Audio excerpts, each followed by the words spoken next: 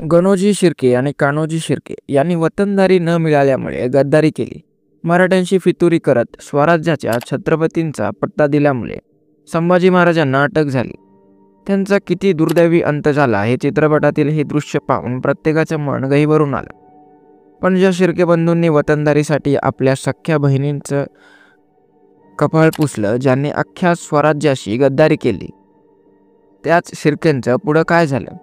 त्यांना औरंगजेबाने इनाम दिला का शिर्के बंधूंचा अंत झाला? ज्याने अख्ख्या स्वराज्याशी गद्दारी केली त्याच शिर्केंच्या पुढं काय झालं? त्यांना औरंगजेबाने इनाम दिला का शिर्के बंधूंचा अंत झाला तरी कसा? याचाच सविस्तर आढावा या व्हिडिओतून घेणार आहोत. नमस्कार, मी नीरज आणि तुम्ही पाहता इन्स्पायर मराठी. कोल्हापूरवरून संगमेश्वरला जायला आंबाघाट हा सगळ्यात नजीकचा मार्ग. सह्याद्रीतल्या 8 वाडेवरचा हाच मार्ग केवळ वारा, वाघ आणि मराठ्यांनाच तोंडपाठ. पण याच मार्गावरून 31 जानेवारीच्या रात्री मशालींची भली मोठी रांग संगमेश्वरच्या दिशेने जात होती. हीच बाब पन्हाळगडाच्या कोकण दरवाजावर पहारा देणाऱ्या पहारेकरांना दिसली. त्याने धावत पळत सरनोबत माळोजी घोरपडे यांना हे दृश्य दाखवलं.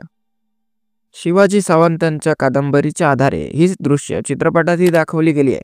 नेमकं इथूनच आपला घात झाला हे मराठ्यांना कळून चुकलं होतं. कारण कोल्हापुरातील शत्रू आडवाटेने रात्रीच्या अंधारात संगमेश्वरात थांबलेल्या छत्रपती संभाजी महाराजांवर चाल करून जात होते. पण संगमेश्वरला जाणारा नजीकचा रस्ता शत्रूला कोणी दाखवला? चित्रपटात मावळ्यांना पडलेल्या याच प्रश्नावर मशालीच्या उजेडात 2 चेहरे हायलाईट होतात. ते चेहरे असतात गणोजी शिर्के आणि कान्होजी शिर्के. शिर्के बंधूंनीच वतनदारीसाठी गद्दारी केली हे तर चित्रपटातून कळलंच. पण गद्दारी करणाऱ्या याच शिर्केंचा इतिहास काय आहे ते पाहूयात. छत्रपती शिवाजी महाराजांना 6 मुली होत्या. यापैकी शिवरायांची राजकुंवरबाई नावाची लेक दाभोळच्या पिळाजीराव शिर्के यांच्या मुलाला म्हणजेच गणोजी शिर्के यांना दिली होती. गणोजी शिर्के यांची बहीण जीवबाई म्हणजेच महाराणी येसूबाई यांचा छत्रपती संभाजी महाराजांचे विवाह झाला होता. याच गणोजी आणि कान्होजींच्या वडिलांना म्हणजेच पिळाजीरावांना दाभोळचं वतन पाहिजे होतं.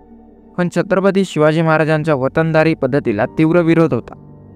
कारण या पद्धतीत राजा आणि प्रजा यांच्यातला संबंध तुटतो आणि वतनदाराचा जास्तीत जास्त फायदा होण्याची शक्यता असते. शिवाजी महाराज असताना शिर्केंना कधीच वतनदारी मिळाली नाही. पण पुढे संभाजी महाराज गादीवर बसले. संभाजी महाराजांना गादीवर बसवण्यात शिर्केंनीही मदत केल्याचं सांगण्यात येतं. नंतर गणोजी आणि कान्होजींनी पुन्हा संभाजी महाराजांकडून दाभोळचं वतन मागितलं. महाराजांनी देखील नाकारलं. बस याचाच राग मनात ठेवून शिर्केंनी स्वराज्याची गद्दारी केली. स्वार्थासाठी शिर्केंनी मुकरब खानला आंबेघाटची वाट दाखवली. मुघलांना संभाजी महाराजांचा पत्ता कळवला आणि यानंतर काय झालं हे उभ्या महाराष्ट्राने पाहिले. संभाजी महाराजांच्या अटकेनंतर औरंगजेबानं गणोजी आणि कान्होजी शिर्केंना 5-5 हजारांची मंठपदारी बहाल केली. शिर्के कुटुंबियांच्या महत्त्वाकांक्षेला मुघल साम्राज्यात जागा मिळाली होती.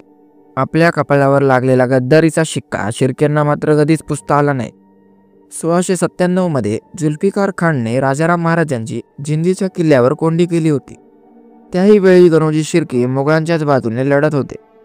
तेव्हा शिर्केंनी आपल्या मराठ्यांना मदत करावी असा प्रस्ताव खंडोबालाल यांनी शिर्केंसमोर ठेवला होता. पण त्याही वेळी शिर्केंनी खंडोबालाल यांच्याकडे दाभोळच्या वतनाची मागणी केली होती. शेवटी खंडोबालाल यांनी त्यांना वतन देण्याचा शब्द दिला. तेव्हा कुठे शिर्केंनी राजाराम महाराजांची सुटका करण्यास मदत केली होती. वतनासाठी गद्दारी करणाऱ्या शिर्केंचा शेवट कसा झाला याचा इतिहासात काहीच पुरावा उपलब्ध नाही आहे. मनसबदारीत वाढ झाल्यानंतर शिर्केंचा इतिहास फारसा उल्लेख आढळत नाही. यावरून त्यांचा नैसर्गिक मृत्यू झाला असावा असाही अनेकांचा अंदाज आहे. पण वतनदारीसाठी गद्दारी करणारे शिर्के बंधू इतिहासात कायमचेच गद्दार ठरवले गेले. तुम्हाला या 2 भावांबद्दल नेमकं काय वाटलं कमेंट करून नक्की सांगा आणि आमच्या चॅनलला नक्की सबस्क्राईब करा.